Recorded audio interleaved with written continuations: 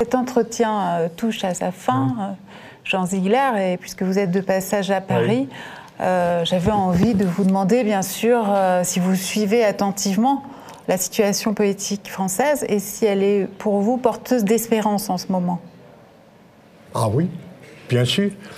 Il y a deux choses qui sont formidables, c'est-à-dire le mouvement des insoumis, cette sorte de mouvement de résistance et de révolte qui a surgi miraculeusement dehors de tous les appareils constitués, etc., et qui a fait des millions et des millions et des millions de voix libres d'adhésion dans le secret de l'urne, d'identification, qui mène au Parlement, qui se structure, etc.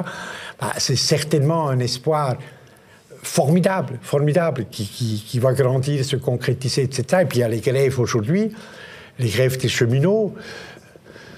Ça m'embête pour retourner à Genève parce que je dois aller à New York le surlendemain, mais c'est extraordinaire comme démonstration de courage, parce que les grévistes doivent payer par des pertes de salaire chaque jour de grève. Et le salaire n'est pas mirobolant. Pour les épouses, pour les mères, ça doit être difficile d'accepter cette précarité qui s'installe, etc. Malgré ça, les grévistes tiennent bon. Regardez, quelle est la question fondamentale? C'est tout à fait extraordinaire. Bon, la privatisation rampante, tout ça, mais ce qui m'impressionne le plus, c'est cette histoire de statut. Le gouvernement actuel de droite dit on ne touche pas à votre statut, vous, cheminots, qui sont en fonction.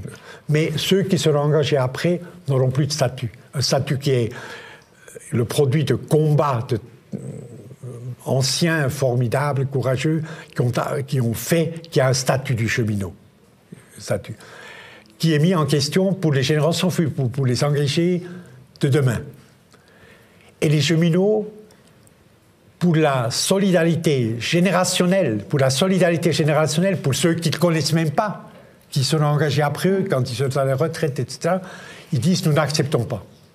Nous voulons que ceux qui viennent après nous aient le même statut parce que les générations précédentes l'ont conquis. Pour pure solidarité. C'est formidable. Ils sont les héritiers de 1789, les cheminots en grève. C'est formidable, c'est une grève de solidarité pour les générations qui viennent.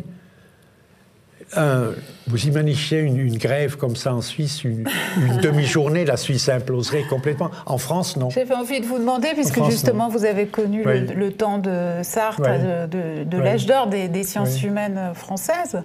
Est-ce que vous pensez que la France peut redevenir un foyer mondial de l'émancipation?